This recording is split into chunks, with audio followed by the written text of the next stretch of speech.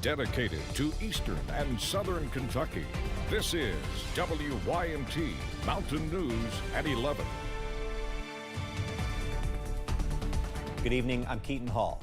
Cleanup continues in hard-hit Breathitt County nearly 1 month after deadly flooding. Many families are living in campers, even tents, as they work to rebuild their lives. However, some neighbors are worried, even with the new relief package, people will leave the area. Chad Hedrick has the latest. Excuse the mess, it's a demolition site. It is the story all over Breathitt County. Countless homes looking like a construction site after flooding nearly a month ago. At first it was difficult, but like I said, God's going to help us recover. Philip Cochran's home was heavily damaged in last month's flood. He spends his days working to rebuild the place he and his wife just bought in October. After our prior flood took our last home. Starting from scratch again. It's been tiring. We've had to make some hard decisions. We've had to adjust how we live, get off work, then come here and work. Philip and his wife are living in a camper outside their home. They had to go to Virginia to get it. Other neighbors have left to stay with family. Many in the community worry their neighbors won't come back. And they are concerned because of the flood last year, and they're concerned because the flood this year was even bigger. There is people that are homeless and needs a place to stay. And that's a big concern. Some of them will have to relocate because there's not enough here. It's been a challenging 4 weeks with a lot of uphill battles for families. The relief package passed by lawmakers gives Philip hope that recovery won't be as difficult. Breathitt County will recover. Breathitt County is a strong community. In Breathitt County, Chad Hedrick, WKYT. Lawmakers passed the flood relief plan earlier today. The bill includes $213 million for repairing roads, bridges, water systems, and other infrastructure projects. Well, folks hit Main Street and Hazard this evening to enjoy some local music and raise money for flood relief at the same time. The Healing to the Hollers benefit concert featured local artists, including Ben Fugit, the local Honeys, and the Burning Trash Band, among many more. Event organizer Stacy Fugit says she was inspired by what she saw in her community. We've seen resiliency in our people. We know that they are strong, and we really just wanted to have an event where we can come together and celebrate that, but also raise money for our community. All proceeds from the concert will go to the Foundation for Appalachian Kentucky's flood relief efforts. Many students that attend Breathitt County School will be receiving a sweet surprise as school starts back. Magoffin County Schools and the city of Salyersville hosted a toy drive to deliver to Breathitt County schools for students who lost theirs during the flood. We had seen footage of toys that had been washed up by the side of the road, and we began to think about what kids had lost, in addition to shelter and clothing, but things that they play with. And Breathitt County Schools Superintendent Watts says he's thankful for the outpouring of donations and support the school system has received. They cast their own safety aside to save as many lives as they could. That's what happened in Whitesburg on the day of the historic floods.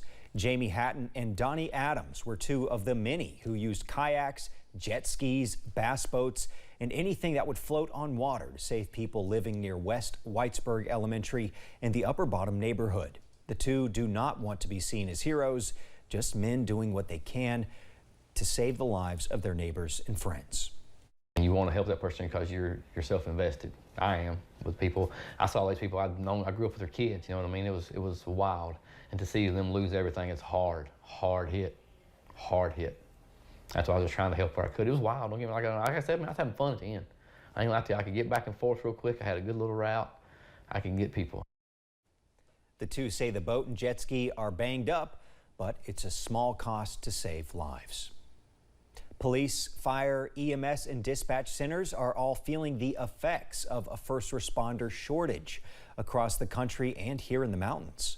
The city of Pikeville is one of many local towns feeling the pressure to find more first responders, with officials saying there are many contributing factors. With less applicants and more retirements, recruiting new first responders is becoming increasingly important and increasingly difficult. Pikeville 911 and Public Safety Director Paul Maynard says stress and a more competitive job market is also partially to blame for the shortage. People are saying, okay, I can work here Monday through Friday versus working night shift, evening shift, or swing shift, and not have the stress that I would have there. So I wonder sometimes if it isn't the competitiveness from the outside market. Maynard adds this topic has become prevalent for 911 officials in cities across the country, and we could see some changes in the way recruiting and retaining first responders is done. Well, the amount of federal student loan debt in the U.S., it's staggering, $1.6 trillion. But on Wednesday, President Joe Biden announced a relief plan to help. Officials expect 75% of borrowers to take advantage of the loan forgiveness program. They say an application to get loan relief will be available by early October.